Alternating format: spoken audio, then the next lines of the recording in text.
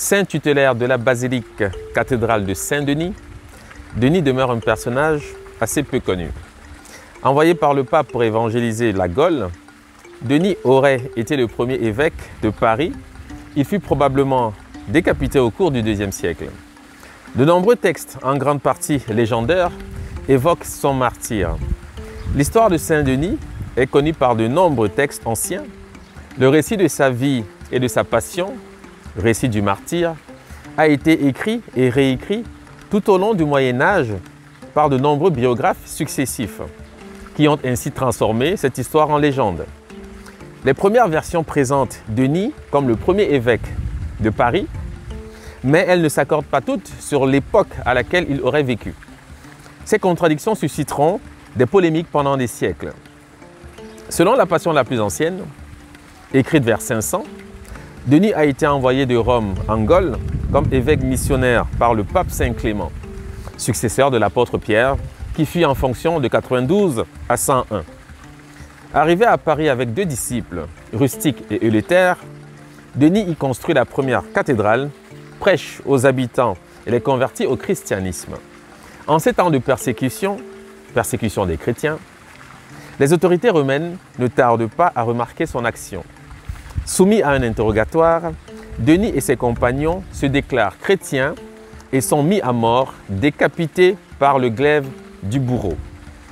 Denis décapité aurait ensuite marché vers le nord pendant 6 km, sa tête sous le bras, traversant Montmartre jusqu'à un lieu qui s'appelle aujourd'hui Saint-Denis, situé, comme vous le savez, en région parisienne. À la fin de son trajet, il donna sa tête à une femme pieuse originaire de la noblesse romaine et nommée Catula. Puis il s'écroula. On l'ensevelit à cet endroit et on y édifia une basilique en son honneur, la basilique de Saint-Denis. Une seconde version dit que pour empêcher que leur corps ne soit jeté dans la Seine, une aristocrate romaine nommée Catula décide de s'en emparer et de les ensevelir dans un champ de sa propriété.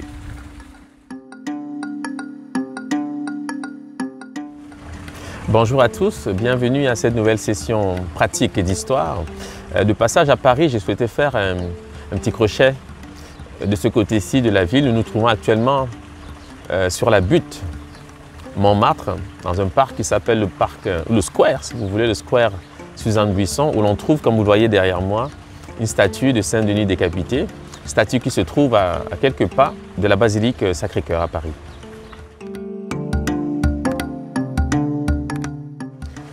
Que signifie Montmartre? Alors, deux étymologies sont proposées. Certains auteurs pensent que Montmartre viendrait de Mont-Mars ou Mont de Mars, Mars étant une divinité romaine de la guerre, comme vous le savez.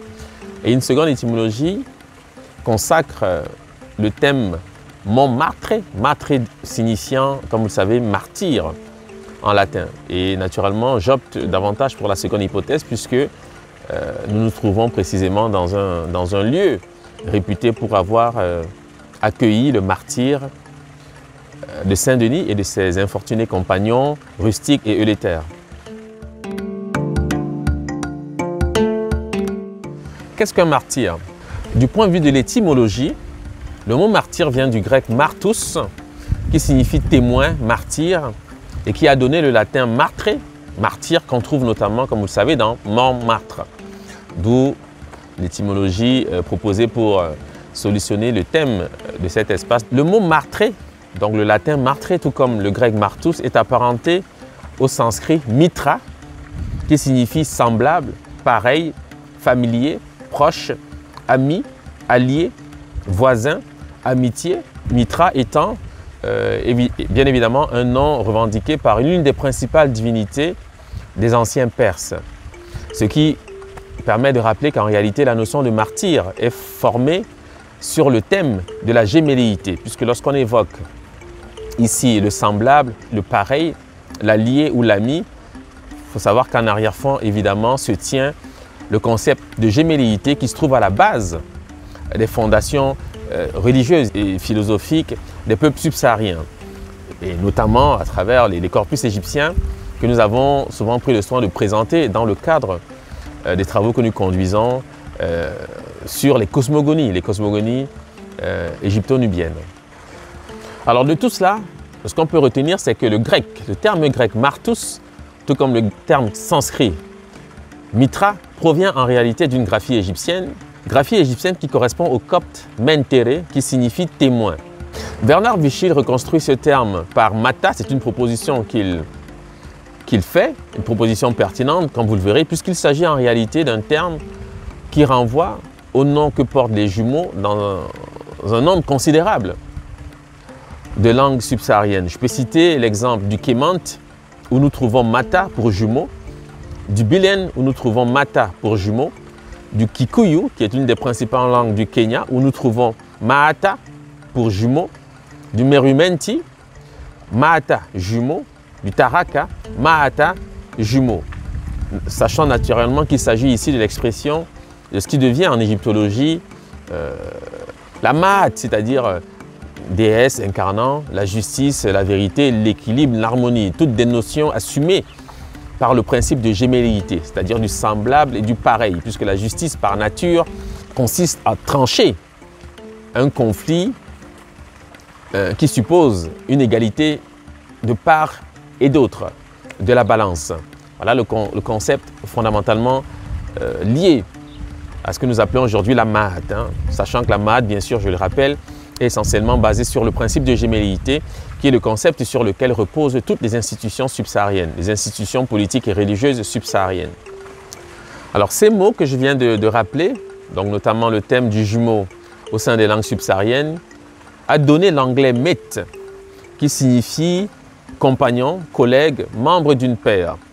Ce mot est également apparenté à l'espagnol matar, qui signifie tuer ou sacrifier, également au latin, bien sûr, mactare, qui signifie tuer, sacrifier, immoler, puisque le principe de gémelléité est fondamentalement lié à l'action de trancher, qui se rapporte d'ailleurs, comme nous le verrons, à la passion d'Osiris. Je vais y venir quand je parlerai plus en détail, bien sûr, de Denis, vous le verrez. Et donc il s'agit simplement ici de rappeler qu'en réalité, le concept de martyr est fondamentalement lié à la notion de passion qui elle-même découle des conceptions qui émanent de la compréhension qu'on peut avoir du principe de gémelléité au sein des traditions subsahariennes.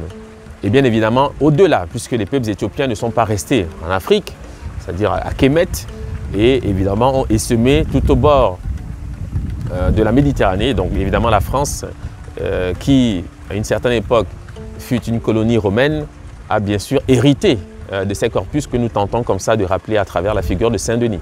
Pour illustrer cette correspondance que je tente de susciter à travers les mots qui sont maintenant rappelés, je peux citer le Ge'ez, qui est une langue d'Éthiopie aujourd'hui morte, où nous trouvons matara, qui signifie couper, découper, couper en deux, rompre. Donc principe de gémelléité, puisque le principe de gémelléité suppose l'action de diviser, de couper en deux. Nous trouvons également métour, qui signifie découper, amputer, morceau ou fragment. Et enfin, nous trouvons métar en Ge'ez, qui signifie tranche, bande, fragment, morceau ou segment.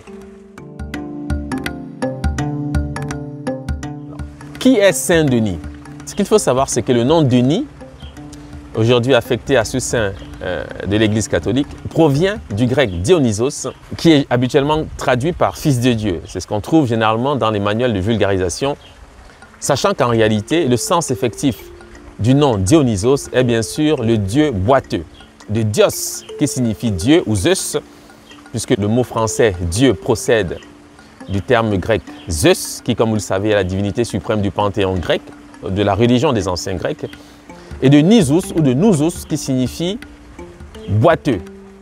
Voilà. Donc Dionysos signifie littéralement le dieu boiteux. Alors Dionysos, pour le motif qu'il est un dieu boiteux, bien sûr, s'apparente à la tradition des dieux boiteux, au premier rang desquels nous comptons Harpocrate, ainsi nommé par les Grecs, qui signifie littéralement Horus l'enfant, qui, comme vous le savez, est le fils d'Isis et Osiris. C'est la raison pour laquelle les Romains vont nommer Dionysos Bacchus, qui est un dieu jeune au même titre qu'Harpocrate, car ce n'est qu'une imitation quant au fond, puisque toute cette divinité représentée paralytique s'inspire de la figure d'Harpocrate. Alors en Afrique subsaharienne, nous avons évidemment une figure éminente qui revendique également ce thème et qui est naturellement Sundiata Keita, dont j'ai souvent rappelé les affinités avec la personne d'Horus. Personne que j'appelle Horus, évidemment par convention, car vous le savez, il est encore question pour nous de parler pour être compris. L'étymologie du nom de Dionysos, comme je viens de le rappeler, signifie le dieu boiteux. Ça s'inspire en fait de la tradition des dieux boiteux, au premier rang desquels nous trouvons Harpocrate, qui est une divinité égyptienne qui, comme vous le savez, s'inspire de la figure d'Horus, puisque le nom Harpocrate est un nom qu'on trouve plus généralement au sein de la littérature grecque, quand Harpocrate littéralement signifie Horus l'enfant. Harpocrate étant le fils d'Isis et Osiris, né, comme nous le rappelle Plutarque, né faible des membres inférieurs, c'est-à-dire paralytique, autrement dit boiteux. Et dans ce registre, évidemment, l'Afrique n'est pas absente, puisque la figure du paralytique ou du boiteux est évidemment éminente au sein des corpus subsahariens, notamment les corpus mandingues, puisqu'on retrouve dans la même veine la personne de Sundiata Keita, qui, comme vous le savez, est un paralytique, un boiteux. Et il faut bien comprendre que c'est dans cette perspective que s'inscrivent tous ces personnages que je suis en train de rappeler, c'est-à-dire Dionysos pour les Grecs, qui devient Bacchus chez les Romains, et bien sûr inspiré d'Harpocrate, qui lui-même s'inspire d'Horus, qui n'est qu'une figure qui s'inscrit dans la tradition de ce qui aujourd'hui apparaît sous les traits de Sundiata Keita. Car j'ai souvent rappelé à maintes occasions les relations privilégiées qu'Horus entretient précisément avec la figure de Sundiata Keita, le sauveur du Mandé. Alors, Denis, vous l'aurez compris, bien sûr, est dans la description de cette divinité que les Grecs ont appelée Dionysos. Mais qui est Dionysos quant au fond? Hérodote, dans Euterpe, nous rappelle que la divinité que les Grecs appellent Dionysos n'est autre qu'Osiris. Hérodote, dans Euterpe, signale que Dionysos c'est Osiris. Il fait cette relation de manière tout à fait immédiate, qui ne souffre d'ailleurs d'aucune contestation, évidemment, puisque les auteurs de l'Antiquité s'inscrivent dans cette description. Ce qui est important pour nous, puisque nous avons vu le lien privilégié que la notion de martyr entretient avec le principe de gémelléité, qui lui-même est incarné par la personne d'Osiris. nous aurons certainement l'occasion d'y revenir.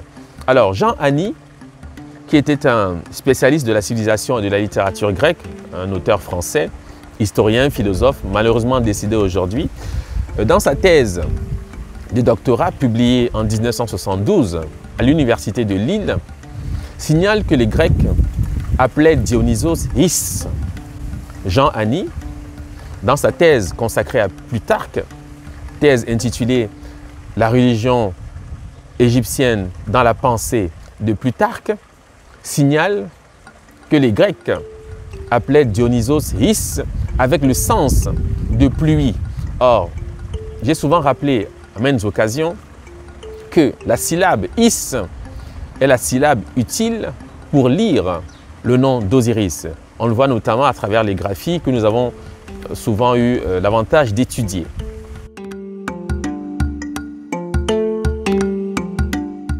Alors, qui sont Rustique et Euléther, les infortunés compagnons de Denis? Puisque vous le savez, d'après la légende, Denis aurait été mandaté par le pape Saint Clément pour évangéliser la Gaule. Il s'y est rendu donc avec deux personnages, Euléther qui passe pour être un prêtre et Rustique qui passe pour être un diacre. Donc c'était ces deux compagnons avec lesquels il aura été, d'après la légende, décapité. Le nom Rustique, attribué au premier personnage que je viens de rappeler, provient du latin rusticus qui signifie rural, campagnard, lui-même issu d'une racine rus qui signifie campagne. Toutefois, ce qu'il faut rappeler, c'est que la relation qui est ici établie entre ce personnage et Denis repose en réalité sur l'homophonie qui existe en latin entre le mot rus qui désigne la campagne et le mot russus qui signifie rouge ou roux, issu d'une racine ros ou rus qui signifie roux ou rouge et qui est, comme vous le savez, non seulement une évocation du cuivre, mais davantage une évocation de l'albinos qui, au sein des traditions africaines, apparaît clairement comme l'avatar des jumeaux. Ce qui rappelle encore une fois que nous sommes ici dans la description d'un corpus qui repose en fait sur les fondamentaux initiés par les discours soudanais dans le registre de la formation ou de la fondation des États, la fondation des cités, la fondation des temples.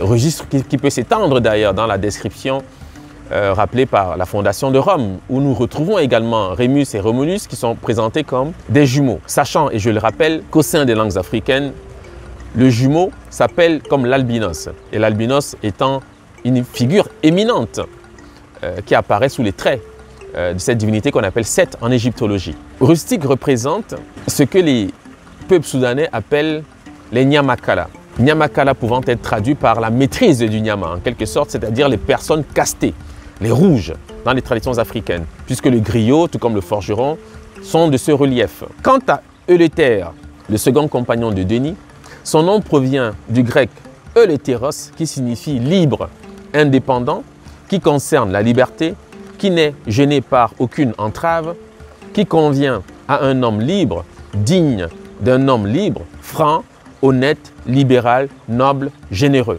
Ce qui montre clairement que Euléther, qui est le second personnage qui accompagne Denis, est dans la description des nobles. Et vous avez donc, à la suite de cela, une carte générale qui permet de rappeler en réalité la source d'inspiration de ce mythe, puisque on retrouve les catégories présentes même au sein des traditions subsahariennes et en particulier au sein des traditions mandingues. Je tiens à rappeler, en termes de détails, que cette représentation apparaît également dans la description de la naissance du Christ, telle que décrite par les chrétiens récemment, puisque cette description fait généralement appel à deux figures. D'une part, l'âne qui apparaît dans les tables, et d'autre part, le taureau qui apparaît également dans les tables. Sachez que l'âne représente le rouge, c'est-à-dire les castés, les gens de caste, pour être plus précis. Quant au taureau, il représente les nobles. Voilà. Et Denis est encore dans cette description puisqu'il s'agit, comme vous le savez, d'un dieu jeune, c'est-à-dire de Dionysos. Et voilà pourquoi les mythographes font de Rustique et d'Euléther des compagnons de Denis qui, évidemment, revendiquent la figure de Dionysos, c'est-à-dire d'Harpocrate, Horus le Jeune. Alors, qui est cette mystérieuse Catulla? qui est la femme qui, comme vous le savez, va recueillir la tête de Saint-Denis et qui va procéder à l'enterrement, non seulement de Saint-Denis, mais également de ses infortunés compagnons.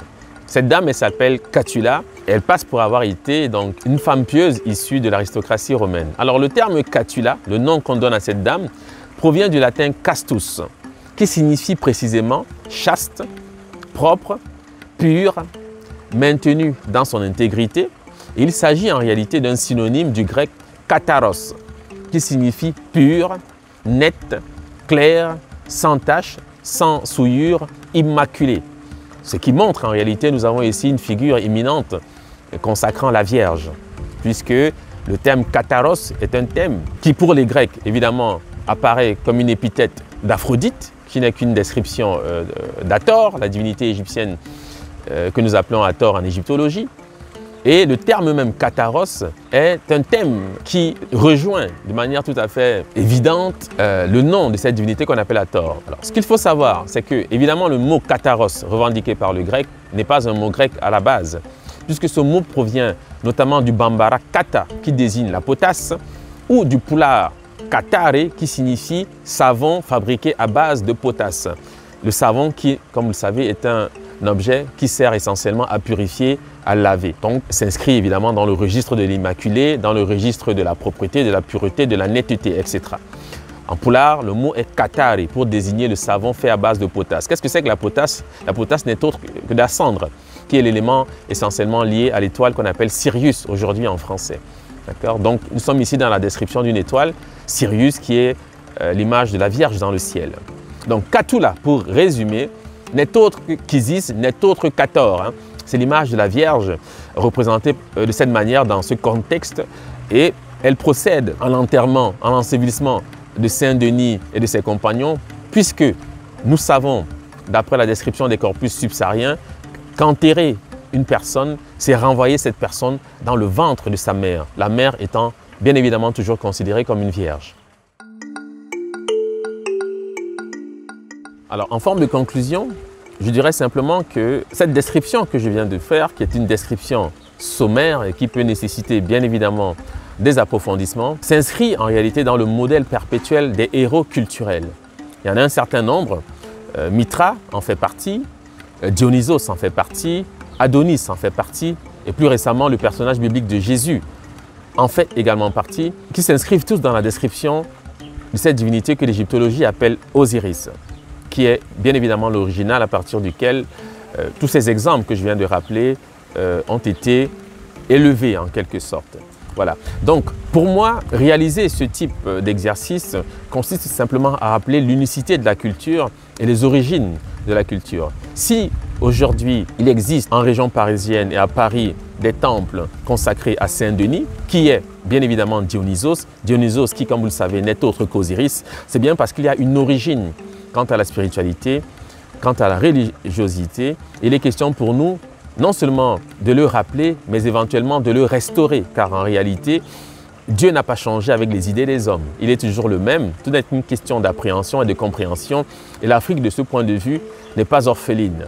L'exercice que je viens de réaliser en sollicitant quelques mots suffit pour rappeler qu'il y a une origine effective quant à tous ces concepts et que partout où l'humanité a souhaité faire œuvre de spiritualité, elle s'est toujours inspirée des corpus initiés par les fondateurs de la civilisation tout court, et je pense notamment aux anciens Égyptiens à qui il est absolument nécessaire de rendre hommage, car c'est bien à eux qu'il revient finalement d'avoir initié tous ces corpus que nous rappelons, qui font de l'espace de vie dans lequel nous évoluons, ce que nous appelons en réalité la civilisation. Je vous souhaite une belle semaine et je vous dis à bientôt sur le chemin de la connaissance. Merci.